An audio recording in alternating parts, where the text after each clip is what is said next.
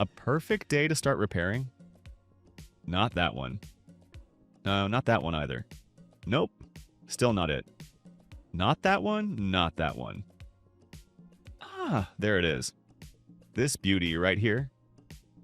What we have today is a Lifan CityR 200. What's wrong with it? If you're curious, make sure to subscribe to the channel, leave a like, and of course, support the armed forces of Ukraine if you can. And as always, enough talking. It's time to get to work.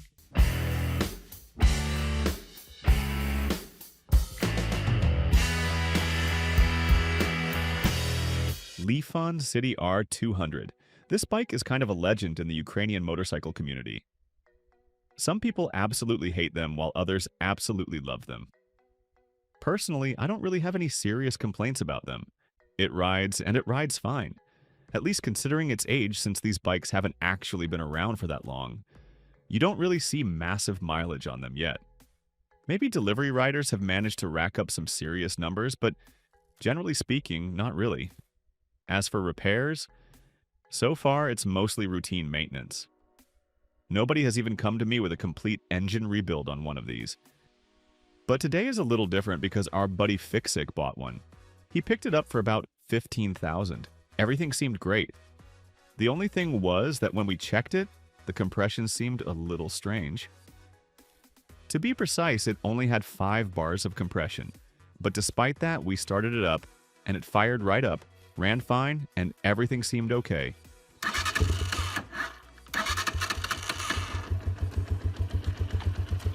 However, every now and then, there were little misfires. But that wasn't even the main issue.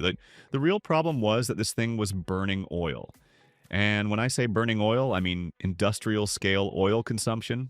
A liter of oil per week is a bit too much. So today we're going to deal with that problem. Enough talking, let's get to work.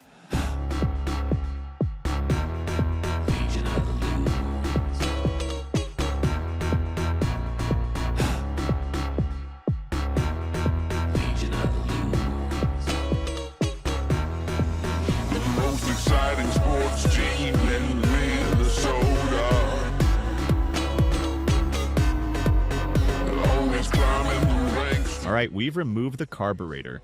So far, we've taken everything apart. Now we're going to set the timing. We want everything to stay in position, so we'll secure the timing chain and make sure nothing moves around and causes problems later. So we're removing these covers and lining up the T-mark.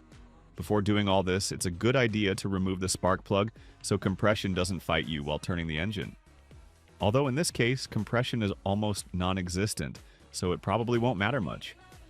And another thing, the engineers were definitely creative.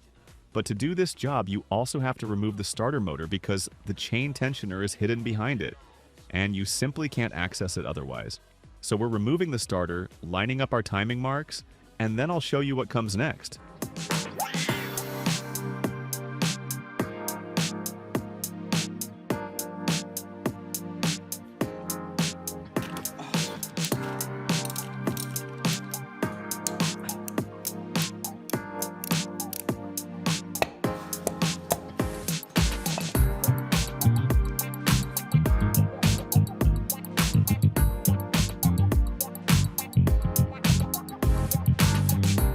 Now we're opening access to the cam sprocket. The exhaust isn't in the way anymore. We've removed everything necessary so we can work comfortably. Time to take the cylinder head off this engine.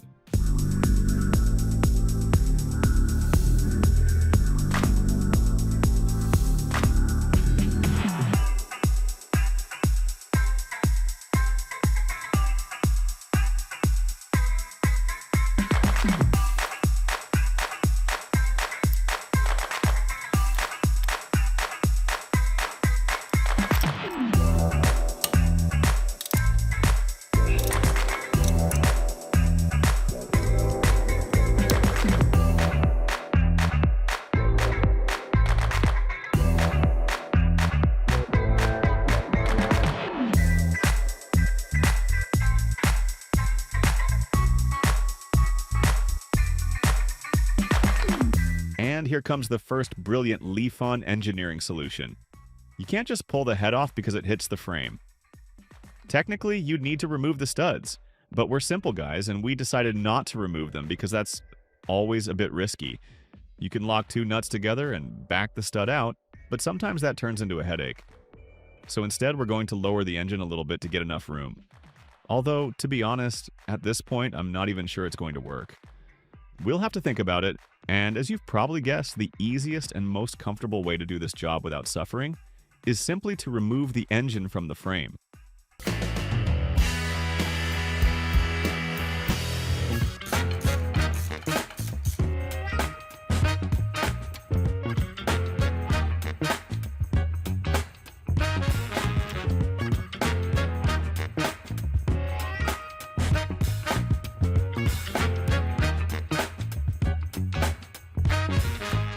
Now we have perfect access and can work comfortably on the engine.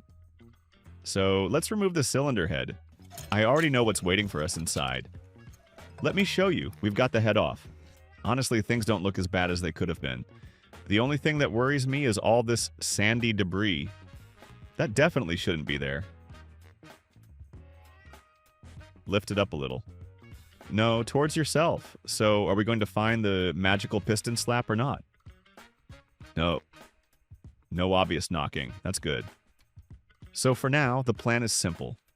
Clean everything up and replace the piston rings. That's exactly what we're going to do.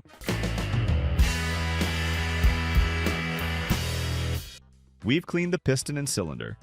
Everything has been washed thoroughly. We'll flush the oil system as well. Now the biggest question is whether the valves are sealing properly. We're about to test them. We'll see if they need lapping or not. Looks like it's holding, yeah. Is that intake or exhaust? Intake. The intake valve is sealing perfectly. That's great.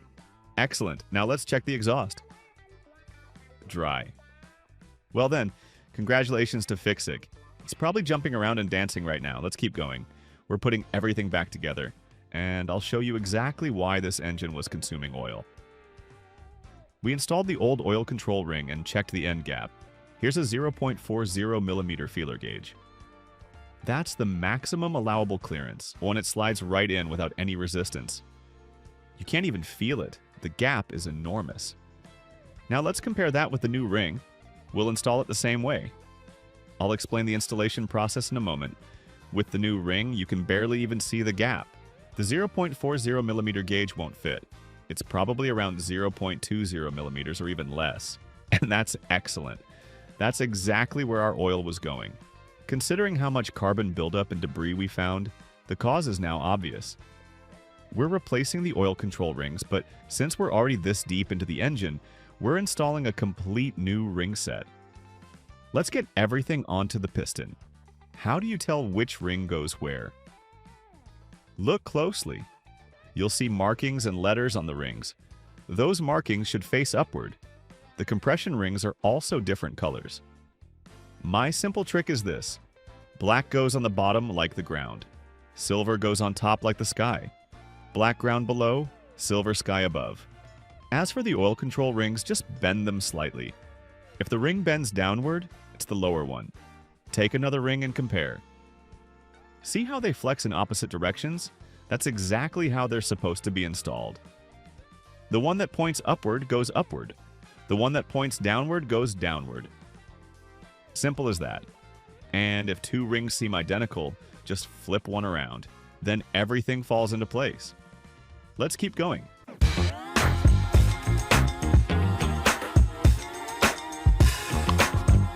Now about ring positioning. The oil control and compression ring gaps should be staggered. Originally, the gaps were separated by about 45 degrees. Or maybe 90. Honestly, my brain isn't working anymore. The important thing is that you end up with a pattern where all the ring gaps are positioned separately around the piston. That's the ideal setup. And if you can't get it perfect, at least make sure the compression ring gaps aren't lined up with each other. Then you'll be fine. We also added a very light hone pattern to the cylinder wall. Just enough to improve oil control. We didn't want to remove any significant material or reduce the cylinder's lifespan. Now it's time to start putting everything back together. Normally I'd install the piston differently, but because these rings are shaped the way they are, we'll install the piston first and then slide the cylinder over it.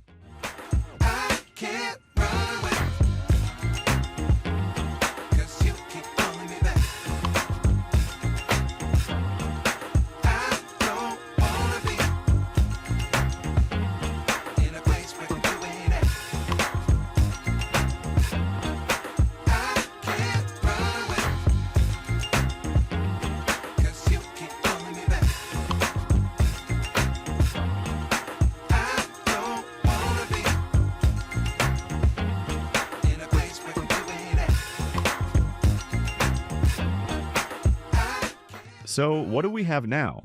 Timing mark here. Timing marks here. There's still a little bit of free play. If we move it any further, we'll be one tooth off. Now let's set the valve clearances. What are the specs? 0.05 and 0.07. Right. Some manuals say 0.04 to 0.07. Others say 0.05 to 0.08. Just split the difference, and you'll be fine. Let's double-check the clearances before we continue. Then we'll finish assembling everything and put the engine back into the frame. After that, we'll see what kind of result we got.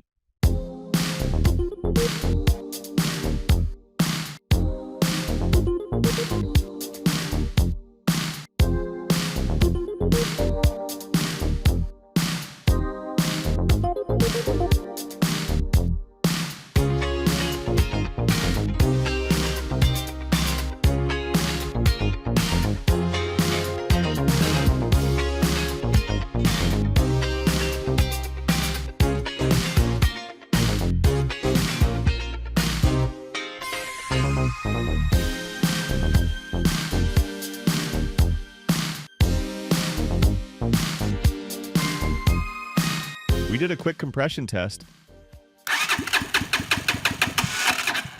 Compression jumped straight to 12. That's a huge improvement. Let's keep assembling.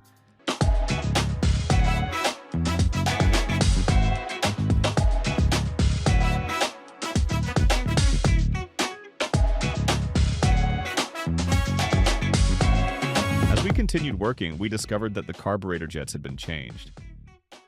Most likely, the previous owner noticed a loss of power or compression and thought larger jets would somehow fix the issue. Unfortunately, that's not how it works. Messing with carburetor jets won't solve a compression problem. In our case, it only made things worse. So, we're putting everything back to stock. All right, ignition on. Where's the starter? Aha, engine stop switch. Oh. And there it goes.